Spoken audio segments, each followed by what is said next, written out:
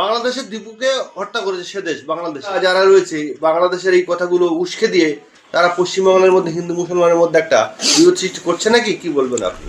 দেখেন, বাংলাদেশের দীপু দাসকে ওইভাবে হত্যা করা, আগুনে পুড়িয়ে দেওয়া অত্যন্ত ঘৃণ্য কাজ।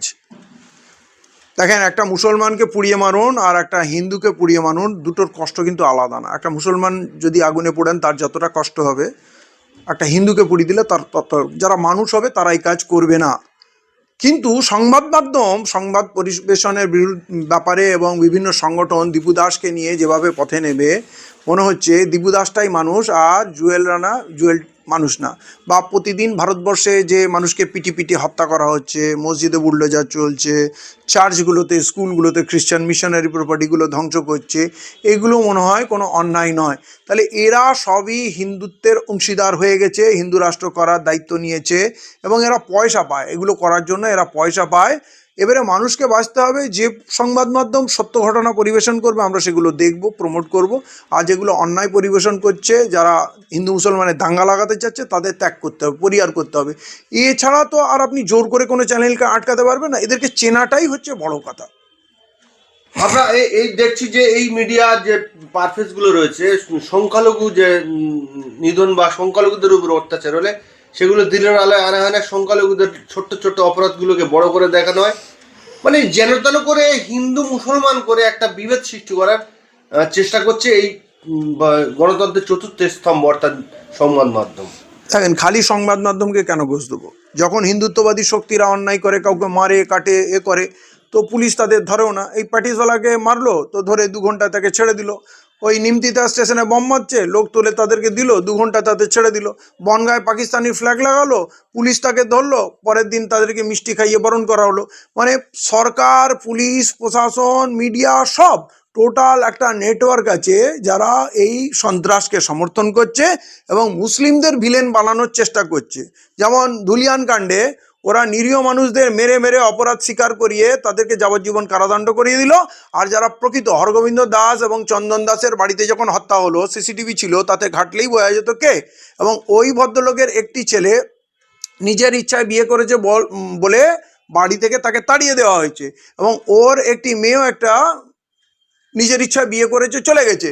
ওই হরগোবিন্দ দাস বলেছিল ওদেরকে আমি সম্পত্তির ভাগ দেবো না, শুধু চন্দন দাসকে দেবো।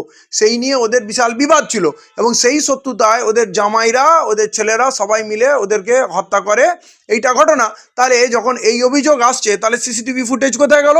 আর ওই দুজনে, ওর যে যারা জামাই এবং যারা মেয়ে বা ছেলে বা বউ আছে যারা ওদের বিরোধী, তাদের নার্কো টেস্ট করলেই তো সত্য বেরিয়ে চলে আসবে।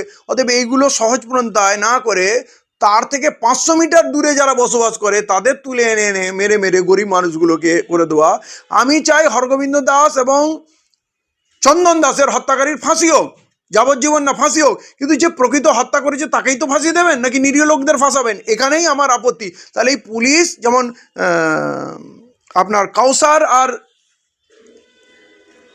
ওইখানে মুস্তাকিম, এই দুটো ছেলেকে গ্রেপ্তার করলো ঘটনা ঘটার 65 দিন পর। 65 দিন পর হঠাৎ মনে হলো এর অপরাধী, আর ওদেরকে যখন মাস্টার মাইন্ড বলে আজকে 7 মাস জেল কাটছে, তাদের কোনো কিছুই সামনে আসছে না, চার্জশিটও নেই, অপরাধ কি জানে না, তাদের পুলিশ কিন্তু একদিনের জন্য রিমান্ডে চায়নি, তারা প্রথম দিন থেকে জেলে আছে। তাহলে তাদের যদি এত বড় অপরাধী মনে করেন, তাদের তদন্তের জন্য তাদের রিমান্ডে নেওয়া হয়নি কেন? মানে এই পরিমাণ নক্কার জন্য কাজে যা করছে, মানে হিন্দু সমাজকে বোঝাতে যাচ্ছে যে মুসলমানরা খুব অত্যাচার করছে, নিজেরাই মার্ডার করাচ্ছে। হিন্দুদের মার্ডার করছে, সে আরএসএস এর লোক আর যেই হোক।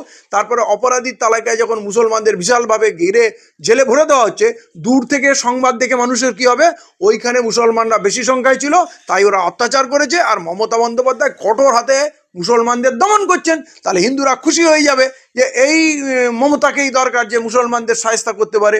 এইটা একটা স্টোরি 26-এর ভোটের জন্য করা হচ্ছে।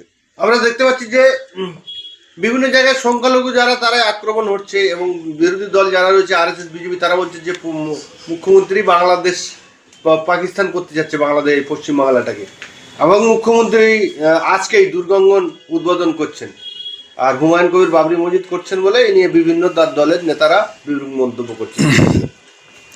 দেখেন, মুখ্যমন্ত্রী আরএসএস দুর্গা এটা খুব ভালো করে জানে। কেউ যদি বলে এইটাকে মমতা বন্দ্যোপাধ্যায় বাংলাদেশ করতে চাচ্ছে, তো এটা বাংলা, এই নিয়ে কোনো সন্দেহ নেই। বাংলাদেশ করার কি আছে? এখানে মুসলমানদের পক্ষে মমতা বন্দ্যোপাধ্যায় ইফতারি খাওয়া ছাড়া আর রেড রোডে পলিটিক্যাল ভাষণ দেওয়া ছাড়া ধ্বংস করেছে। মুসলমানদের কোন কাজটা করেছে? মাদ্রাসা ধ্বংস করে দিয়েছে, ওয়াকাফ সম্পত্তি লুট করে নিয়েছে, ধ্বংস করে দিয়েছে, ওবিসিতে আমাদের শেষ করে দিয়েছে।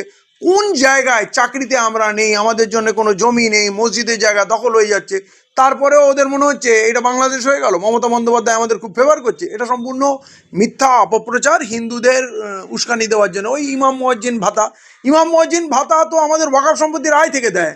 মমতা বন্দ্যোপাধ্যায় ঘর থেকে দেয় নাকি রাজকোষ থেকে দেয়? বরঞ্চ আমাদের ওয়াকাফ সম্পত্তি আয় যদি আমাদের বুঝিয়ে দেয় তাহলে আমাদের কোনো অভাব থাকে না। এটা একটা মিথ্যা অপপ্রচার ছাড়া আর কিছু না। এই যে আজকের দুর্গা অঙ্গন যে উদ্বোধন করছেন মুখ্যমন্ত্রী, এই বিষয়ে কি বলবেন? নোংরা কাজ করছে। দুর্গাঙ্গন করবে হিন্দুরা, তাদের নিজেদের পয়সায় নিজেদের জমিতে করবে।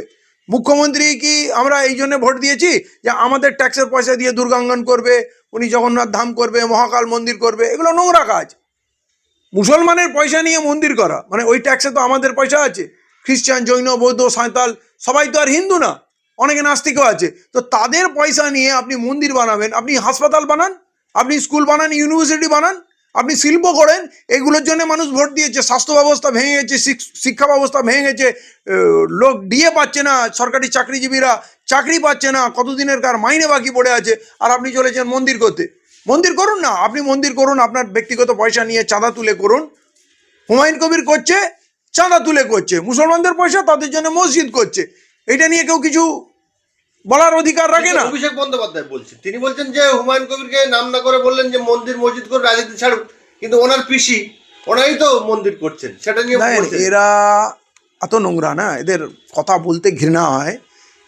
এরা তালিকা দিয়ে দিল, 10খানা মন্দির এরা করেই ফেলেছে। স্কাই ওয়াক থেকে আরম্ভ করে গঙ্গা সন্ধ্যা প্রদীপ থেকে আরম্ভ করে সাগর মেলা, টাকা তো ঢেলে দিয়েছে হিন্দুত্বের পিছনে। আর সেইটা গর্ব করে নেচে নেচে মঞ্চে বলছে যে তোরা পারিসনি, আমরা পেরেছি। মানে মোদি একটা মন্দির করেছে তো আমি 10টা মন্দির করেছি।